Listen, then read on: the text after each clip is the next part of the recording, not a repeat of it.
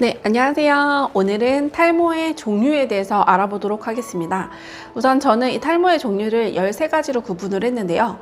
첫 번째로는 남성형 탈모가 있겠고요. 두 번째로는 여성형 탈모, 그리고 세 번째로는 대표적인 게 원형 탈모, 그리고 네 번째로는 출산 후 탈모와 아니면 피임약에 의한 탈모, 그리고 다섯 번째는 지루성 탈모가 있겠고요. 여섯 번째는 접촉성 피부염에 의한 탈모, 일곱 번째는 견인성 탈모, 여덟 번째는 압박성 탈모가 있겠고요. 아홉 번째는 두부 백선에 의한 탈모, 그리고 열 번째는 반응성 탈모, 11번째는 약에 의한 탈모, 12번째는 내분비계 이상으로 인한 탈모, 그리고 13번째는 모낭충에 의한 탈모가 있습니다. 오늘은 이 13가지에 대해서 알아보도록 하겠습니다. 첫 번째로는 남성형 탈모에 대해서 알아볼게요.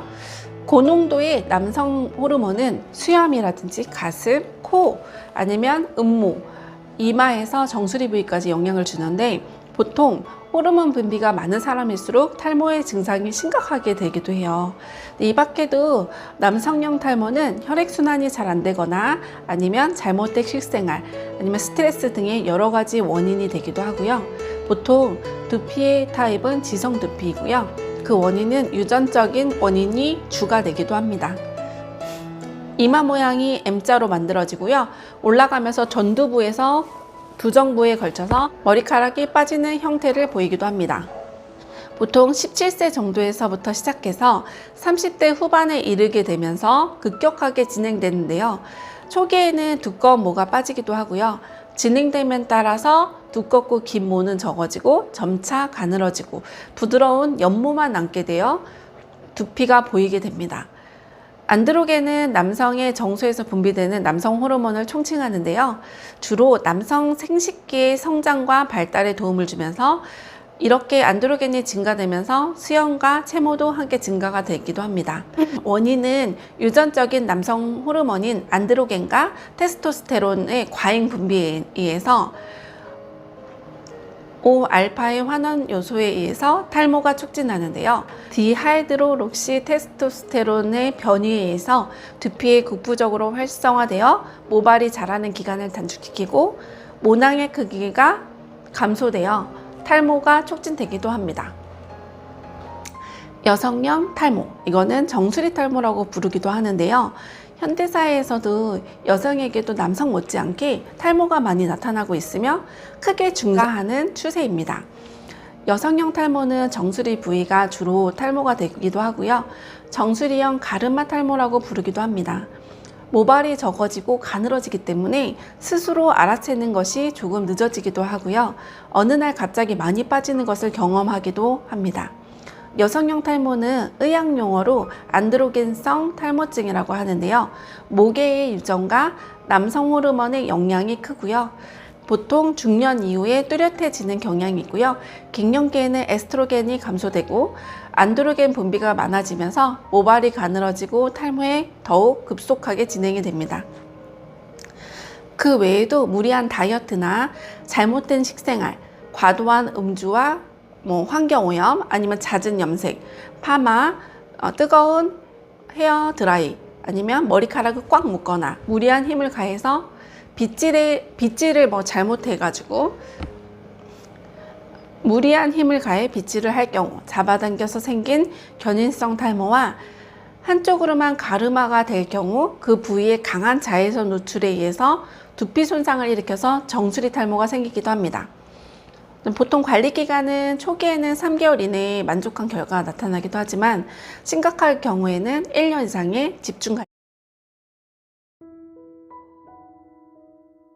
이제 원형 탈모에 대해서 알아보도록 하겠습니다. 원형 탈모는 동그랗게 원형으로 빠지는 현상의 탈모인데요. 초기에는 별다른 증상이 없어서 타인에 의해서 발견되기도 하는데 염증이나 다른 증상은 없고요. 모근이 가늘어져 있고 색소는 소멸되어 있습니다. 그리고 원형 탈모는 탈모 관련 질환 중에 가장 발생 빈도가 높고요.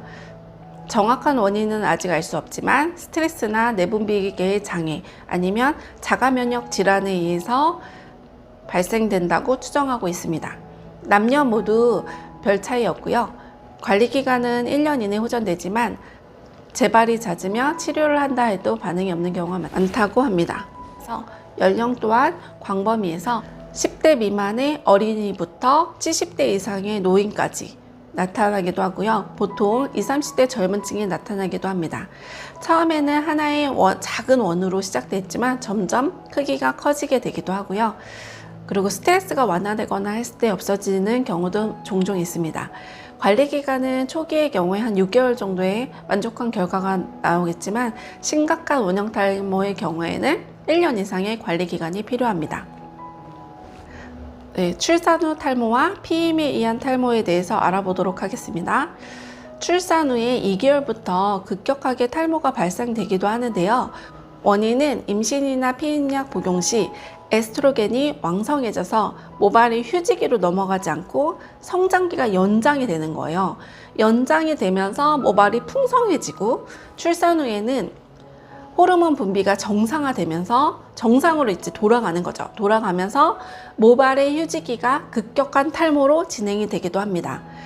그리고 또한 출산과 동시에 출혈 혹은 빈혈 아니면 영양 섭취의 부적절, 모유, 수유 등에 의해서 자연적인 탈모보다 아주 많은 탈모가 생기면서 동시에 잘 회복이 되지 않는 경우는 허약해진 몸을 보강해 주는 게 필수적이라고 보시면 됩니다. 그리고 지루성 탈모에 대해서 알아보도록 하겠습니다. 두피의 피지 분비량이 비정상적으로 증가하거나 면역 반응 이상과 신경 전달 물질의 이상으로 심한 지루성 모낭염과 아니면 가려움증, 과도한 비듬이 동반하면서 탈모가 생기는 것을 말합니다. 주로 남성들에게 많이 나타나는 편인데요. 여성에게는 난소 기능 항진, 부신 기능 항진일 경우에 나타나는데요. 이러한 두피의 염증은 세포의 순환 주기를 빠르게 진행시켜서 비듬을 발생시키기도 하고요.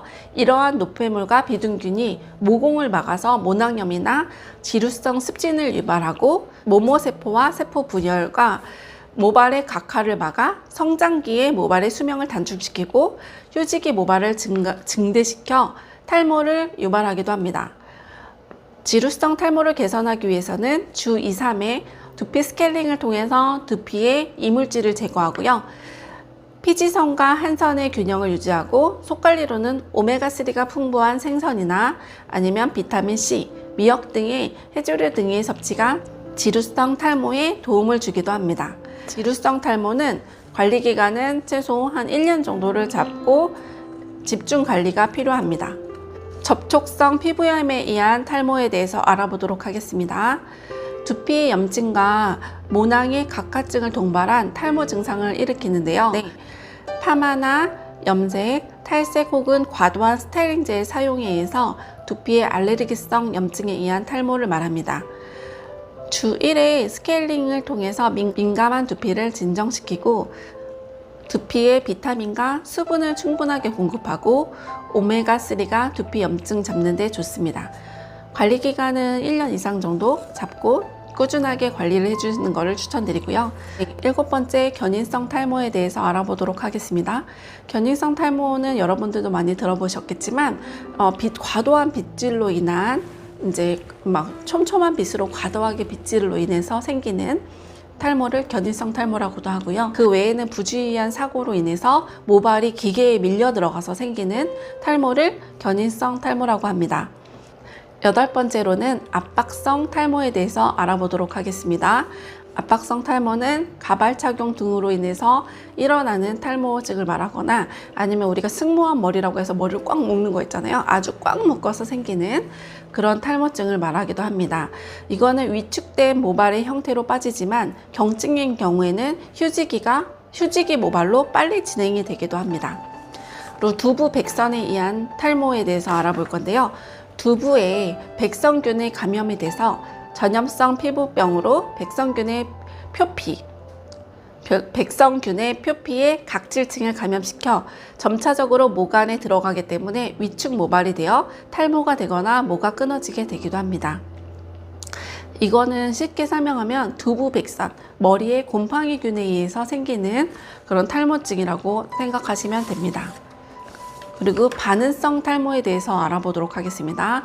털이 있는 부위의 화상이나 수술 후에 남은 자국 등의 외상에 의해서 흉터가 발생되면 그곳에 있던 털이 없어지게 되는데요. 이와 같은 흉터로 인한 탈모를 반흔성 탈모라고 합니다. 11번째, 약으로 인한 탈모에 대해서 알아보도록 하겠습니다.